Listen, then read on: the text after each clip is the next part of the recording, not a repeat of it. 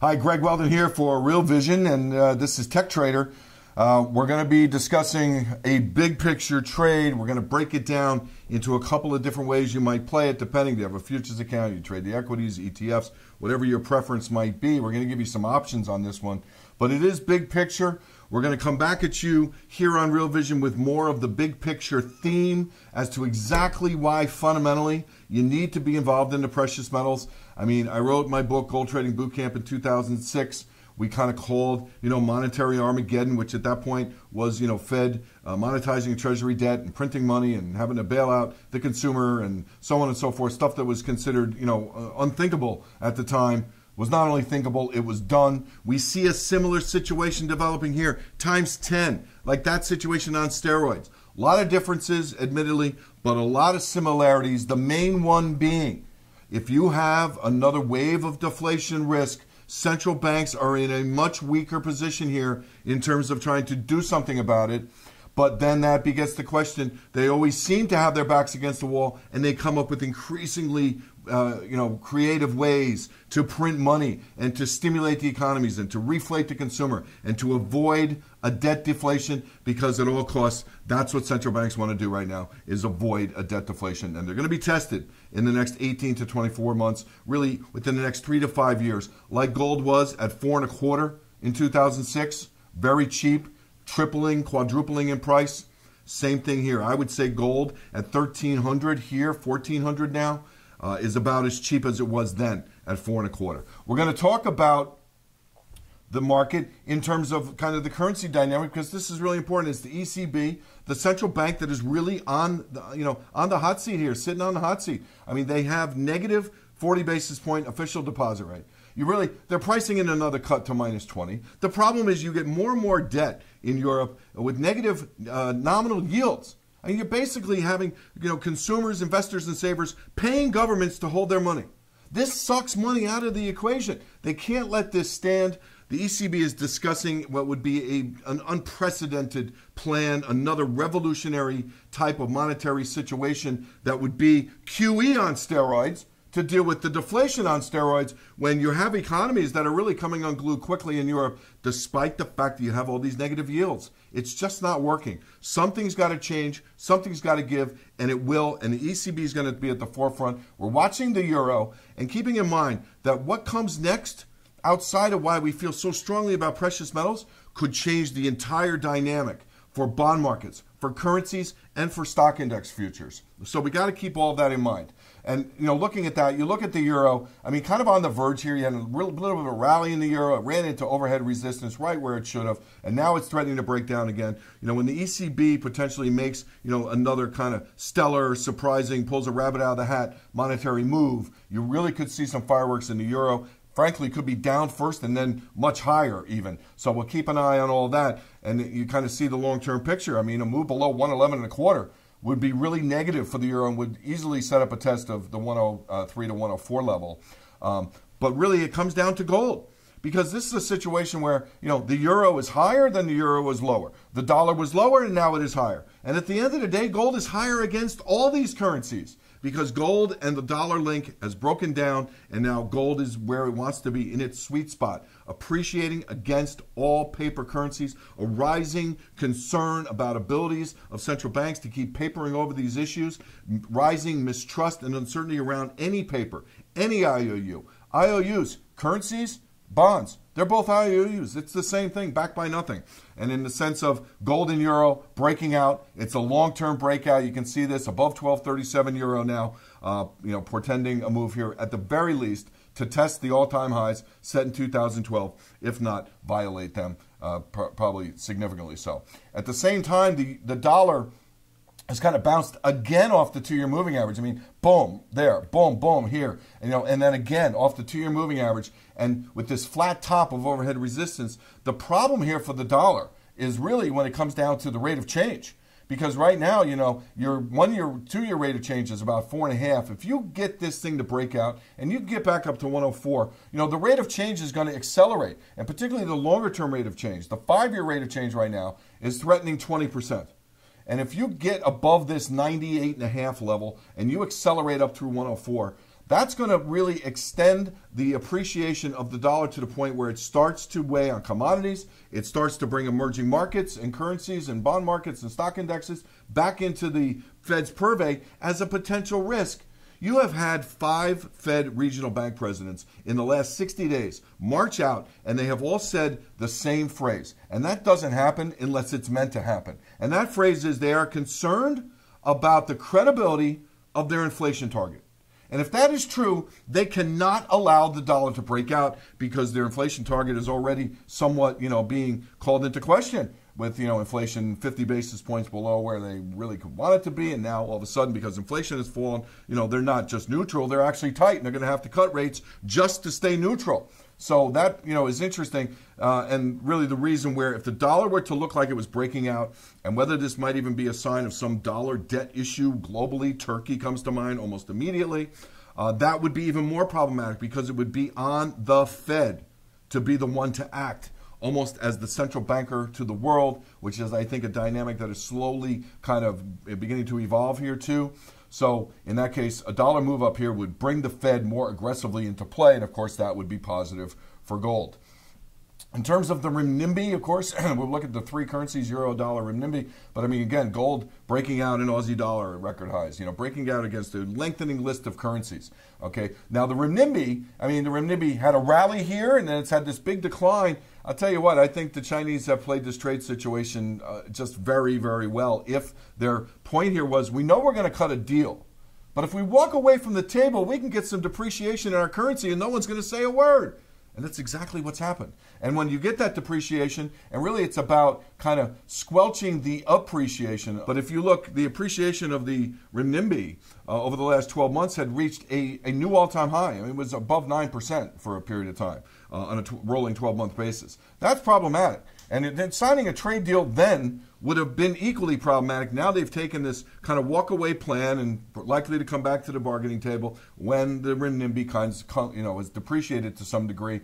The bigger question is, can the renminbi depreciate through this 698 level? And, I think the answer to that longer term is yes, but that means a higher dollar. But this is really where you start not to care in terms of gold, because gold is rallying against all these currencies. Okay, the renminbi is up, the renminbi is down. What is up and for sure breaking out? It's gold priced in Chinese renminbi. And you see that here, and you see that here on the long-term basis where it's, above this 9,000 renminbi per ounce level, and basically now targeting its own record highs around 12,000 renminbi. Now, as it relates back to the dollar, here is where it gets most interesting because the dollar has delinked from gold.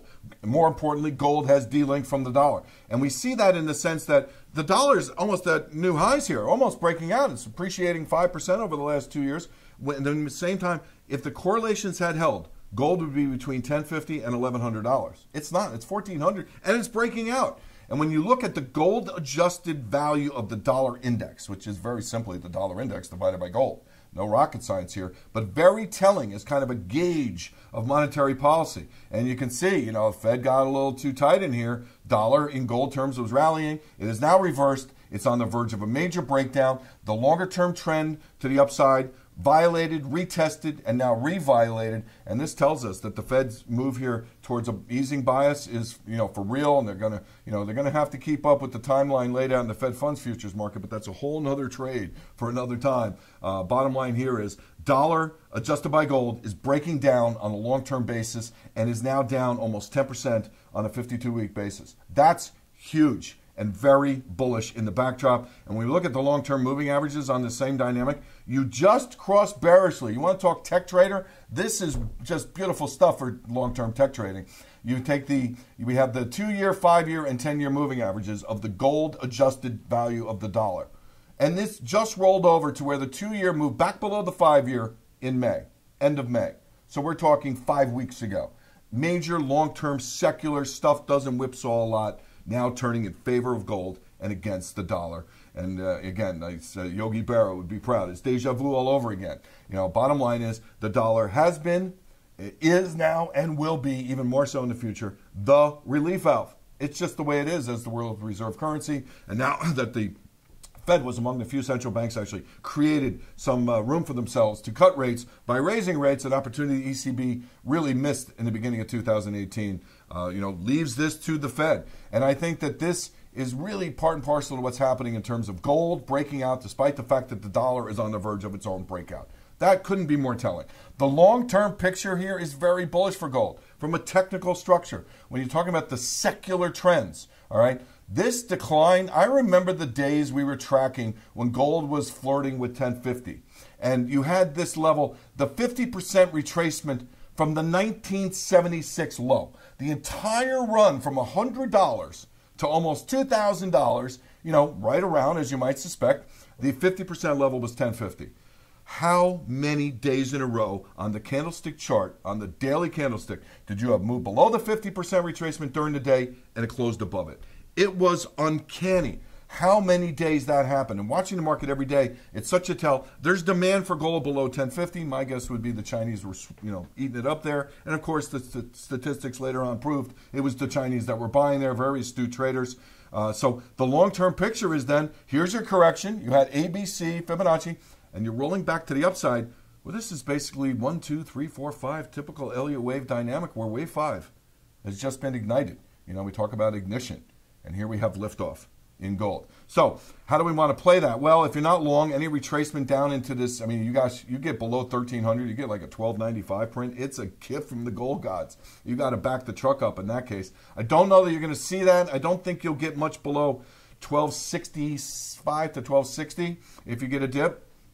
Because this is a longer term breakout. So 1345 would be kind of a last gasp on the downside. And then, frankly, you get below 1290, then we're wrong. And then 1266 at risk. But I really don't see that happening. Not when I see stuff like this. And here we get to the trade, finally. Yes, right, to the trade. All right, the GDX gold mining ETF. Really like this here. It is now breaking out. Look at this pattern. It makes new lows. This low is so unconfirmed by any technical, momentum indicator you want to throw in. You got the breakout. You got the retest of the trend line that was violated. I love this pattern. 30 years in doing this, I'm telling you, it's one of the most reliable patterns when you get a long-term trend breakout, and it kind of seems like it's running out of steam, and it comes down. It might even make a lower low, but it holds above the violated trend line.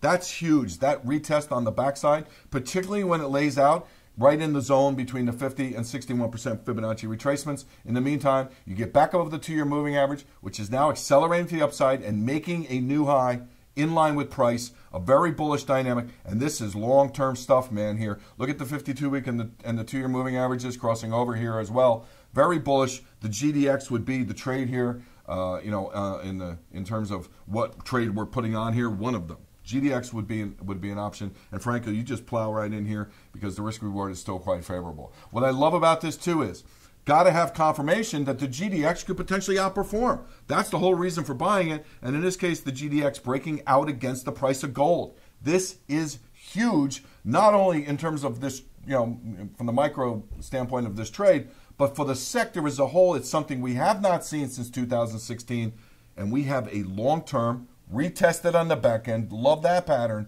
breakout in gold GTX mining against the spot price. And not only that, there's a bonus here, and we said this a few weeks ago in one of our daily reports, that this would set up to where you would actually get some rotation in the next phase of Fed moving towards an ease within the stock market itself, out of kind of the high-flying tech, out of some of the top performers, over the last 10 years, and into the precious metals mining shares, and you're seeing it because you're on the verge of a breakout in the GDX against the S&P 500.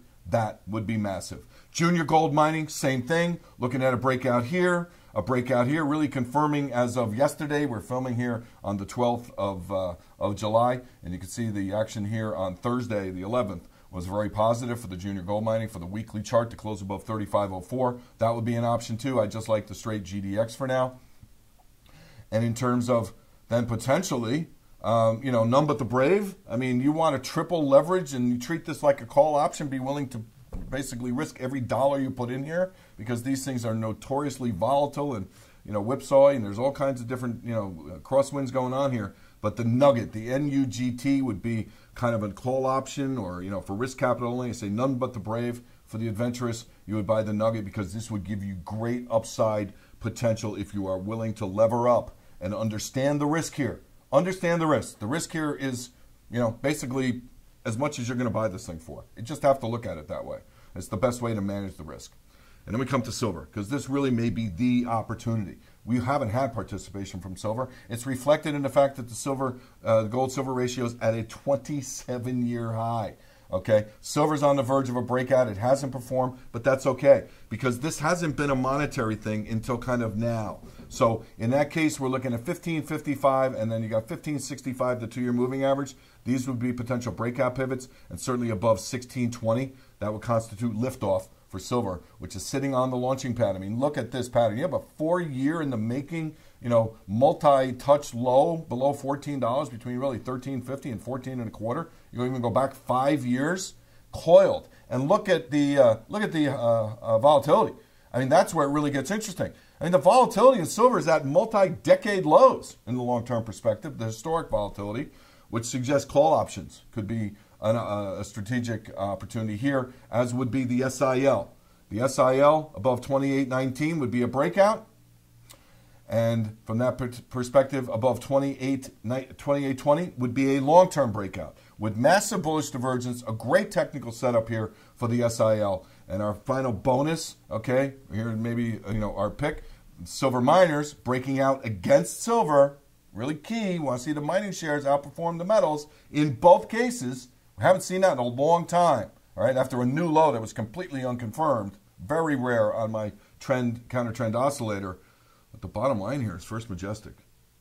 We picked First Majestic as our top pick when we did our fourth quarter 2015 piece, actually before this third leg to the downside, and that was the outperformer. We see the setup similar. It's already broken out. It's still in a good risk-reward position here at $10. You risk $8.50, and you have potential upside to $20 or higher. The FR traded in Canada. So gold-guru.com is the new website we're debuting just to try and help people take advantage of this really what I see as kind of a once in a 10-year potential opportunity here in the precious metals. That's it for today. Greg Weldon for Real Vision.